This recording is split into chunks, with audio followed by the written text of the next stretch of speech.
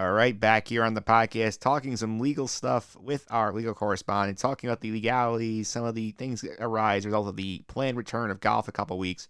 Our legal correspondent, Phil Fraietta, is on the line today. Phil, welcome. How are you? Hi, Mike. Good to be back. Doing well. How about you?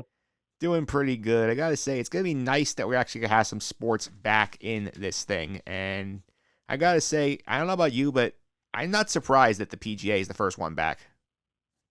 No, I'm not surprised at all, and I assume you're not counting the UFC because I guess they're technically the first back, but that's a little different. But as far as major sports, yeah, I'm not surprised at all that it would be the PGA. I think the sport is pretty well designed for social distancing, kind of by definition. Yeah, it is socially distancing very well. I don't really count UFCs. They've been going the whole time. NASCAR is NASCAR. Like, that one made sense because, again, a lot of people are just in their cars and not interacting with other people. Golf, I think that there are a lot of positives here, but there are some things I want to dive into here. Because, number one, I think the first big question that has popped up to me in this whole thing is we've seen the model they put out there. This whole idea of, the bubble atmosphere. We talked about it when we talked about the baseball bubble plan a couple weeks back. Golf is doing it where basically you show up to the site of the tournament. You basically go from the hotel to the course and back. You're not really going around out in the town. You're not going to restaurants, all that good stuff. Do you think that what they suggested here, some of the things they're putting in here, is what we're going to see more when the NHL and the NBA try and implement similar ideas? Yeah, definitely. I think that they're going to use golf as the guinea pig, and assuming it works out okay, then they're just going to copy it, because why try and reinvent the wheel? Yeah, because the stuff that they're talking about the PGA makes a lot of sense in terms of you're in this hotel, this is your base for the week, you don't need to be going out exploring the local area, the food will be dropped off to you, you don't have to go over there, you can dine in the hotel restaurant, we don't want you basically exploring the town, we basically decrease our liability as much as possible in potentially spreading a virus. Yep. It seems like the most logical way to do this. It's not draconian like what baseball was talking about. You're not separating people from their families or anything like that, but you're keeping everybody contained and minimizing contact. So that sounds like a good middle ground. Yeah, and this is something I also thought about earlier because it's something we talked about during the baseball. We were talking about putting a lot of players in the hotels. You had to pay the hotel workers to, stay there, incentivize them to stay in the hotel, live there for while the players are there to distance, to basically decrease the risk of virus spread. Do you think it's something that these PGA sponsors would pursue to keep the tournaments going? Because this is a much shorter time period. You're basically saying to your hotel workers, hey, can you stay here for 1 week while the tour is in town? Then you can go back to normal. Yeah, I don't know how the tour is going to work this out with the hotels.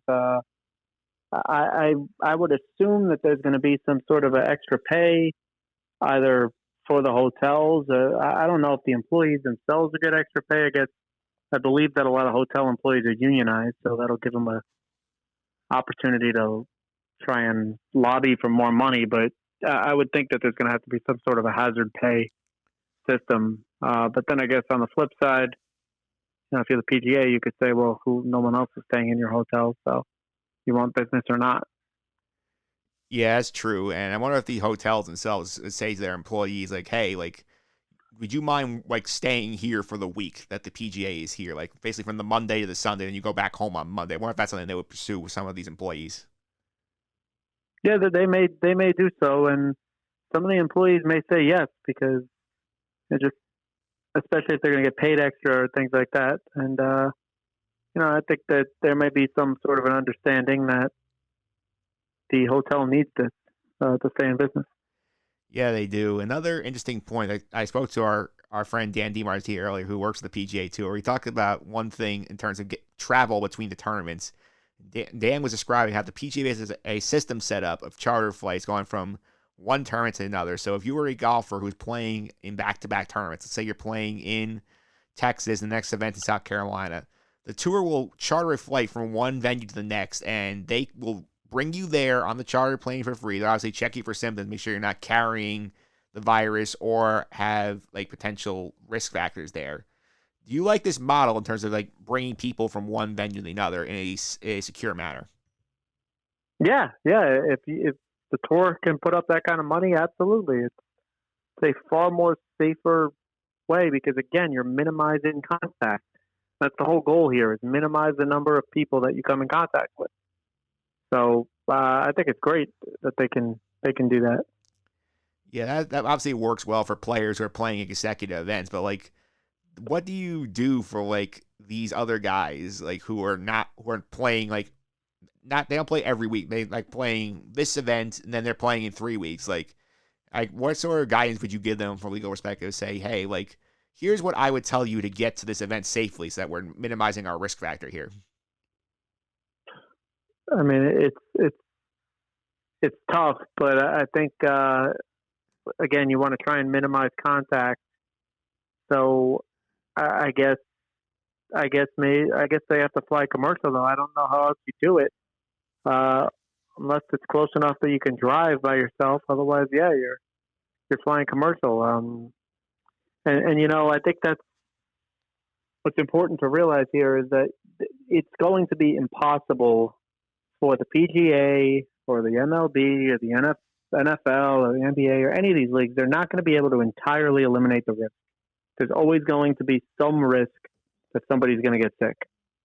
You're not going to be able to eliminate that. It's just about how contained can we keep that risk. And the charter flights is a good way to keep it contained. And then for the other players, I know they're going to be running a bunch of protocols involving testing and temperature checks. So we're going to have to that's what they're going to rely on. They can't eliminate the risk entirely. Yeah, I would agree. The only way to eliminate the risk entirely is to not play anything until you get either a cure or a vaccine. That's just not financially feasible for any of these leagues. Just go that long without any events and generate any revenue. No, it's not. And frankly, I don't even know if it's good for the country. I think the country's kind of starved for some sort of sporting event. And if we can put it on in a relatively safe manner, we understand it's not going to be 100% fail-proof, but if it's relatively safe, then I think that's what the country would like. And like you said, there's money there for the leagues. Yeah, there's money there for the leagues. There are also some players that have some unique challenge, which is there's a lot of international players on the PGA Tour who are not in the country right now. And as you know, and as a lot of people know, there are these mandatory quarantine periods now whenever people enter and exit the country to basically you have to, once you get to a new country, you basically have to quarantine for 14 days to ensure you don't have the virus. Even if you test negative upon arrival, you have to legally sit in one place until you are go through 14 weeks. Then you can socially distance yourself in society. Like this, like how big a problem is this for some of these international golfers who basically would have to show up 2 weeks before an event they're going to play in, self-quarantine, play the event, and potentially you have to stay in the country or go back home and quarantine for 2 weeks on the other end. Yeah, it's not ideal, but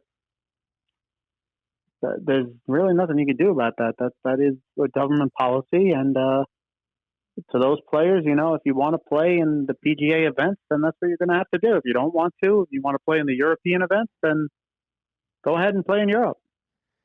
Yeah, it's tougher with Europe too, because you also think about Europe has so many different, like you're having the same issues wherever you go in Europe, because like the U.S. at least there's like a bunch of events in a row. If you're playing European Tour, you would think theoretically you might have to quarantine for each country you go into.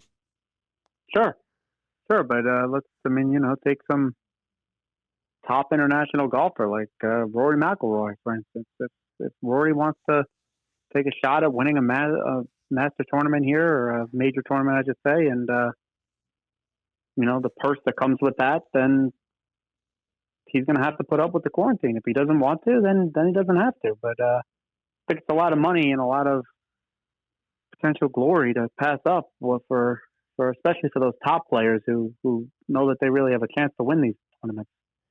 Yeah, indeed. And the last thing I want to really touch on today was this whole idea. Dan brought this up earlier, is that like obviously there's testing protocol, and ideally we love everybody to get through every event without testing positive, but the odds are somebody at some point will test positive for the virus. The PGA has said publicly, obviously, they're not going to out the individual to respect for privacy, and that makes sense because that's like sort of a HIPAA kind of deal where like it's their choice to reveal whether they have the virus or not. But like, do you feel like there's any sort of legal holdups here? Where maybe like we're in a place where a lot of these cities and towns want to sort of do contact tracing for like contact to spread the virus. Is that a situation where maybe like if the PGA has a golfer test positive, you have a local municipality who wants to know, hey, like where was this golfer going these last like 2 weeks? Like, who did he come in contact with in this town? That's something you could see popping up. Yeah, and it's a good question because, like you said, HIPAA is federal law, and it, in a nutshell, prohibits you from disclosing medical information about people without their consent. And whether or not somebody tested positive for coronavirus would be medical information. So that's covered by HIPAA. Now, how that interacts with the contact tracers is pretty interesting. It's something I haven't even thought about until you just brought it up, because I guess in practice I would have the right to say I'm not disclosing that I tested positive for coronavirus, but maybe the solution there is we're just going to say a golfer tested positive, and we're going to provide you with the places he was and the people he may have come in contact with, but we're not going to tell you who he was. That's probably a middle ground position, but protects the golfer's privacy, but gives the government the information they need. Yeah, it's going to be a certain interesting dilemma to see how they track it, because obviously they're not going to reveal it publicly, but like, I think it's hard in some situations, especially like if you're in the middle of a tournament and somebody tests positive in the tournament and they withdraw, like people immediately will jump to, oh, he's got the virus, even if like, let's say he pulled out because he pulled a muscle in his leg and he can't walk the course. Yeah, exactly. A little different. Yeah, a little different. It's interesting to see, because I think some of these plans that they're putting in here, I think are going to be served as some sort of guidelines for these leagues that have not come back yet. Because I know baseball, we talked about this off the air. They sent a 67-page health document to the Players Association while they're still trying to figure this out. NBA and NHL still are working on their health protocol. I feel like the golf model is going to offer some sort of guidance at least. Yeah, I think it certainly is going to offer guidance. And like I said at the top, it's something that I think is going to be copied to the extent that it works. And if it doesn't work, there's some problems with it, then people are going to say, well, this works, that doesn't work, let's fix what doesn't work. Yep. But I don't think anybody's going to try and reinvent the wheel. So whoever goes first is they're the guinea pig. So in this case, it's the PGA. The PGA is going to be the guinea pig. Now, I do think it's important to note, though, the difference in the sport. It's a totally different sport. Let's just think about it. You're talking about golf. Now, you can play a round of golf and not come anywhere near anybody. That's just not possible on a basketball court. It's not possible on a hockey rink, and it's not possible on a baseball field. So it is a little different from that respect, and it's something to keep in mind. And that's why even through some of these lockdowns in most states, including even here in New York, which has been at the forefront of it, the golf courses are open. Yeah, they are open, and they are places where you can practice social distancing. You can carry your own bag, minimize the risk of people sharing equipment, no golf carts. It's been set up a long way. It'll be interesting to see where this goes. Phil, thanks for all the time today. I really appreciate it. Sure. Thanks, Mike. Thanks for having me on. And yeah, optimistic now, cautiously optimistic, I should say, that we're going to start getting some more sports back once the PGA gets going. Yeah, indeed. We'll get you back on the line in a couple of weeks once we get more information. Sounds like the NBA and the NHL are closing in on their plans, the bubble sites, what they want to do. We'll talk to you then once we have some more details about that. But up next, we'll go to the pop culture section. We'll start off talking some golf movies. We'll be talking the breakdown between Caddyshack and Happy Gilmore with the great Alan Austin right after this.